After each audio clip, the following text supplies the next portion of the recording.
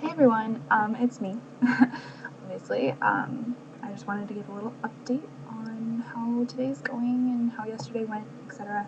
I've noticed a correlation between me not taking my medicine, my ADD medicine, my Ritalin, when I'm supposed to, and my change because the medicine that I take, Concerta, actually changes my brain chemistry. So when the medicine wears off, my brain is just flabbergasted, no idea what's going on, which has led me to be more impulsive. Because I actually have done studies where they know that people with ADD are more impulsive, so they will put them on stimulants and it will reduce their impulsivity, which in my case would reduce my urges to binge, purge, starve, etc. Um, I've been having trouble with my body image lately, mainly because people keep saying stuff to me, like boys, and it just makes me feel really uncomfortable. And I don't like having curves, and all I want is to not have any curves, not have any guys notice me at all, and it's making me feel really insecure because they notice me. Um, I've been really stressed out this week just because I've had an exam. I had a chem exam Monday, a math exam Wednesday, and a biology lab exam on Thursday. So I've been jam packed with exams that I have not been motivated at all to study for. And that stresses me out even more because I want to do well, but I'm not putting in the time or effort to do well. Um, I actually got a 90 on my math exam. I don't really know how, considering I walked out of there thinking I failed. Got a 90 though, I'll take it, whatever. I still have an A in the class, that's what matters, because it's the class that has the most credits, so it's going to have the biggest pull on my GPA. So I was proud of myself for that, but I'm still struggling every single day with, all I want to do is be how small as I used to be. I miss being 50 pounds smaller. I miss not having any curves. I miss fitting in a different size jeans, and I miss, you know, all that. I don't miss a lot of it, but I do miss how I looked, and that sounds horrible and stupid, and maybe you don't even think I have an eating disorder, but ask my parents. They spent a lot of money on all my treatment. They will definitely vouch for that one, but well, except my dad. My dad doesn't believe in eating disorders. Whatever, regardless. Point being that I've just been really struggling lately, and I got in a fight with Kobe, and that's been so stressful because I gave him that letter that I wrote, and I told him I didn't want to be my friend anymore. Not because I don't like him, not because any of that, because I want him to have a better life. Because actually, like, I posted it on Tumblr and I printed it out because I wanted to write it out. It seemed more personal to me, but he wouldn't accept the letter, so I gave it to his roommate to give to him because I'm sneaky. Anyway, this part actually made me cry while I was writing it. Um, I'm sorry I can't be there. I'm sorry. You're going to be the best husband someday, Kobe. You're going to be the best father, too. You're going to thrive in your job and in your family. Kobe, I'm in love with you, and I want to be with. I want you to be with someone else, though. I would rather suffer and be alone than watch you suffer with me.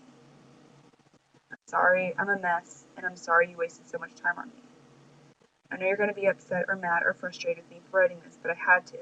I had to get my point across. Please forgive me, and please, pretty please, find someone as amazing as you. I'm in love with you. I love you. You are the best person and man I have ever met. And an actual letter that I hand wrote to him, I wrote like, life is going to give you so many opportunities, seize the day, or something like that. Um, anyway, him and I talked about that for like an hour outside of the library in the freezing cold, and it was very. I cried, but it was very like heart wrenching, and I.